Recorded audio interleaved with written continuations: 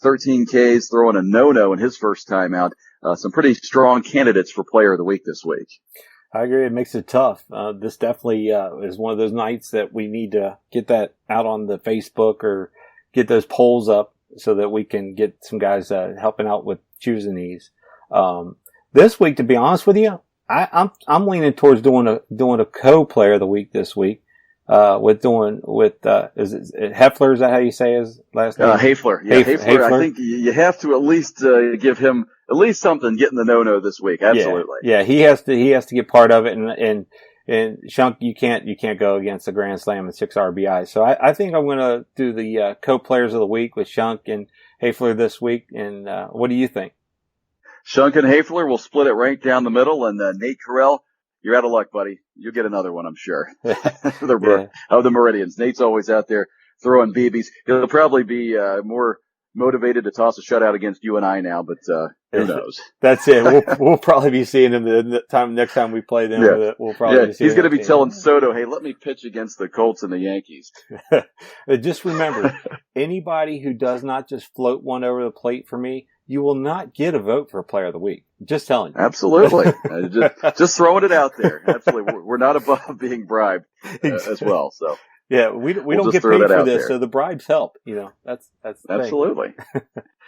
But when you take a look here at week 3, Ray, we're finally going to get a full schedule. We haven't really been out there on a Sunday yet, other than a game here, a game there, but 10 games on tap for the Sunday morning. If you want to look down the list here and go over a couple of these, looks like some good matchups. We got to pick a game of the week, but just going down it right off the bat, we've got the Braves and Meridians. A lot of guys that know one another there have played with and against each other for a long time. That game might be at Franklin. For those listening, the Franklin Wildcats, high school team, doing really well, and we are not technically supposed to be using that field until they're done. They've made it a bit further, and good for them. So that game may end up over at North College Hill. We'll keep you posted on that as things get closer toward the end of the week. But that could be a pretty good game this week. Anything game stand out to you, Ray, of the schedule of the 10 that we have coming up? Yeah, the one that stands out to me that is going to be interesting to see how the outcome on that one is going to be the Reds and the Hooks at Heritage Park. So with the Reds playing as well as they've been playing with the pitching and things like that, it'd be interesting to see if they can give the Hooks a challenge over there at Heritage Park. Yeah, that should be a good game. There's 2 games going on over at Heritage. The other one involving the Brewers and the Orioles. And I'll tell you what I find interesting about this game. The Orioles obviously had a rough year last year and the year before as the Indians. They're over 500 for the first time in their history. The Brewers won their opening game as well. And what I like about this is one of these 2 teams is going to come out of the gate 2-0. That's it. That's the way you want to start out. So that'd be a nice one to see who gets that one out there and starts out 2-0. Another one that stands out will be the Deerfield and Bulls game at Testerman. That's another good one too. Yeah, that's a big time matchup between 2 of the top teams in the league. Where they have great pitching all the way around and get to play at a great facility out there at Testerman Park. A couple of other teams looking to get their first win as a game that will involve the New Carlisle Knights and the Sting. That's going to happen at Finneytown at 10 a.m. Both of those teams suffering a loss on Wednesday, hoping to get back on track. The Hustle and Flying Tigers, another one of those situations where both teams suffered a loss the other night, but both pretty good quality teams looking to bounce back. Yeah, that's a good one. You guys got a tough one against the Suds, over there at Sycamore, and of course we've got a tough one ourselves too with playing the Mudcats. That game has been changed over to Withrow, I see, so that'll be a good one to be played down there. Expos and the Dodgers Foundation.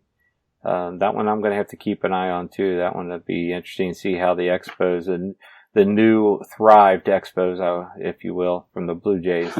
They just moved from Toronto to Montreal. Is that all they did there? They kept with the Canadian theme, apparently. They didn't want to change with that. And they didn't have to go through customs, I guess. But I'll tell you what's interesting about this game. So the Expos are essentially kind of a shell of what the Blue Jays were last year. They had about 8 or 9 guys from that Blue Jays team that broke off and created what is now called the Expos. And a lot of the guys that were on the Blue Jays that did not go with them, including their manager at the time, Steve Smith, are now playing for the Dodgers. So there's going to be a lot of familiarity going on in that game Sunday morning when the Dodgers take on the Expos by way of the Blue Jays over the last few years. Yeah, that'd be good. You got guys mixing teams like that and you go against each other. That's going to give that little added spurt that you want to go out and play your best. So that'd be interesting to see that one. Go through that scenario, Ray. We talk about that. Yeah, I was just trying to think about that when you mentioned that. It's boring for me. I've been on the same team for 17 years. I've never had that, but I've had guys that have played for the Yankees and have maybe gone elsewhere or played for other teams or left the league and came back with somebody else. It's always interesting when you play those guys. Have you had an experience like that over the last 10, 15 years where you're playing against an ex-team or teammates of yours, and how did that work out for you? Yeah, absolutely. That runs into it. We've had that a few times. So it goes back into the Kentucky Roy Hobbs League when people were moving and shifting teams, and you have to go play against each other. And especially the big one is, and we'll touch on this and probably add some of this to the podcast this year, is when we talk about the World Series down in Florida. The last 2 years, we've actually had to play against. As we talked last week, there was a team out of South Bend, Indiana, that has half of our team, the Colt 45s, has half of them on there, and the other half are with the Colt 45s, and we've had to play them the last 2 years in Florida. So, and it's been 2 really good games. So it's been a lot of fun. It does drive you to want to play harder, and when guys know each other, it comes for an interesting game. And, I can relate to that somewhat. I was with you on that Colt 45 team in 2017 that had to play against that South Bend team. And you're right. It was kind of bizarre. We're out there wearing the Colt 45 uniforms, and I'm playing against guys like Pat McVeigh and Jason Murray and Kevin Wren. These guys are on the other side, and I'm thinking, I'm playing for the team that you play for all summer. And it's bizarre how we've ended up having that matchup in Florida 2 years in a row, because I think, what do they have? Somewhere around 40 plus teams every year in that 35 age group. The odds of playing 2 years in a row and being those two teams are not very great, but it's been ironic that it's worked out that way. Some of the guys from our league are playing against their summer team essentially come Florida. Yeah, it's really weird. Usually they set it up to where you're not going to play each other, especially in pool play, that it could run into where you play in the tournament. But the last 2 years we've had to play each other in the pool play. I think we are 1-1 against each other. Mm-hmm. So this past year I was gracious to be able to get that win out on the mound, and it was a nice one we played. And what's really nice is both the games we've been able to play at our stadium games. So the first year we played at the year you were with us when we played against each other. We played at the old Boston Red Sox stadium down there, the City of Palms. City of Palms, yeah. I remember we had a rain delay in the 7th inning, as I recall. Yep. Big rain and lightning delay. Yes. Yeah. Both Bruce and Slayer and myself both went down that game with injuries that hampered us for the rest of the week. But then last year we got to play in it was in the Boston Red Sox stadium again, but it's the JetBlue Stadium, which is a beautiful stadium. So. The JetBlue Stadium. One more game to touch on for Sunday. That would be the Dragons and Tigers. That'll happen out at the newly renovated field out at Deer Park High School. And for those of you who have not seen that, you're in for a treat. They've done a ton of work to that. That's going to be one of the better playing facilities that we use. Sean Rogers, a guy who plays for the Reds in our league. That's what he does for a living. And I tell you what, he did a great job fixing up that field. So those guys are in for a treat on Sunday. Getting out there at Deer Park. Ray, when you shift gears out to Wednesday, hopefully you're able to make it back into action. You guys on Wednesday of next week, the second part of our preview schedule-wise here, are going to take on the Bulls out at Schuler. That's going to be a tough one. Yeah, that's going to be a good game. I will be back for that game and be ready to play. I don't believe that our district schedule for Highlands is going to match up with that to where I'm not going to be able to make that game. So that's going to be a big one that I want to get out and make. So looking forward to that one and getting back to playing with our guys. That'll be a big one next Wednesday night. A couple other big matchups you look at on Wednesday night of next week. I'm seeing the Hooks are out at Foundation taking on the Dodgers. It's always a tough game when you play those guys up at Foundation, isn't it? Yeah. The Foundation, that's a nice field out there. I like that. But when you go up there and you play, it's a little different story up there with those guys. So, but I love that field out there. That's a nice field. Tough to get those guys out there on the turf, on their own home field up there. Always a tough matchup. Yep. When you play them up there. So lots of good matchups, between both, this Sunday and next Wednesday. What do you like for the game of the week, the official game of the week? I'll give you mine if you want to give me yours. I think, are we going to include Sunday on that one then? Yeah, we'll do both. We'll do Sunday, Wednesday, whatever you decide, you think is the best game of the 20 that we have coming up, between now and the next broadcast. I think I'm going to stick with the Reds and the Hooks. Okay. That one I'd like to see, but I mean, there's another one there. The Reds and the Hustle adds another one, and the Dodgers and the Hooks. That would be an interesting one, like you say, at Foundation. But and you can't say against our game against the Bulls. But that's going to be a tough one to go. But I think I'm going to stick with the Reds and the Hooks. Okay. You're bullish on the Reds this year. I like it. The Reds gave the Hooks a hard time last year in the second game.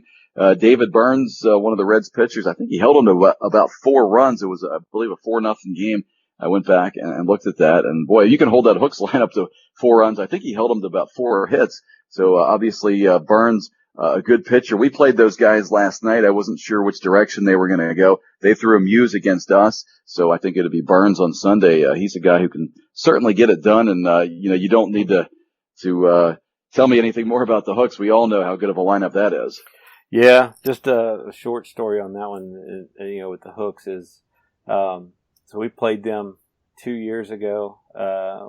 Was not last year. I think it was 2 years ago. I'm trying to remember if it was beginning of last year or 2 years ago, but we played them at Western Hills, and not trying to toot my own horn, but I've been pitching for about 30 years, a little bit over 30 years, had never given up a home run, never given one up over the fence. Yep. And I'll be damned if those two didn't go back to back on me. Oh, no, I'm guessing one of them was probably Ben Ramsey. He hits them against everybody. Yeah. So it was one there that gave up to Ramsey, and then the next pitch, to be honest with you, I can't remember who the backup guy is that bats behind him, but he hit one out too, and I was like, you got to be freaking kidding me. Back to back. So you go 30 years without giving up a long ball. You didn't get, you were probably 30 seconds before the next one, I guess. Huh? Probably. And I get, if I remember right, he got a nice little fastball because I was pissed for giving up the first one, and it just was right there. So, well, their other big home run hitter is a guy named Kevin Dussault.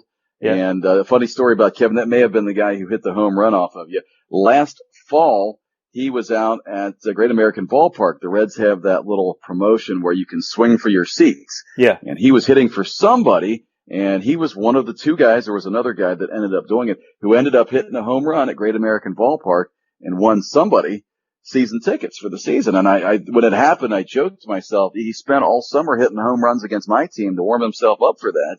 And then he goes out there and hits a long ball. And Kevin, great guy, one of the great hitters in this league. I think he had 7 or 8 home runs last year. No shame in giving up home runs to he and Ramsey. They've done it to a lot of guys. Nope, not a shame at all. If I had to give them up, it'd be those guys. So it was okay to be able to take that step. Well, I'll tell you who I'm going to stick with for my game of the week this week.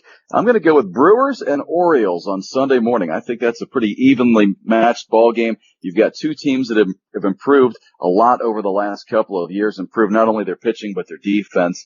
And like I said before, what I like about that is something cool. One of those teams is going to be 2-0 for the first time in their franchise history. Neither one has ever gotten off to a 2-0 start. And somebody will on Sunday. So I think that's a game we're going to definitely watch out for. We'll do a little bit of a recap of that one next week. And I think that's it's going to be a good game on Sunday morning. That sounds like a good game. That's going to be kind of neat to see who comes out with that one with their first 2-0 start. So we got to do something here. We got to find us some sponsors here coming up here soon. We got to start giving something away for the winner of the game of the week or something.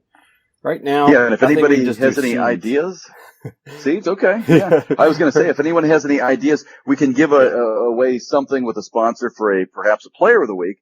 We can also, as you mentioned, a team of the week. We have to find some way to honor the team of the week as well. Yeah, we definitely got to find something. So anybody out there has any connections that wants to help out, find somebody that wants to be willing to give up a week, like a $10 gift certificate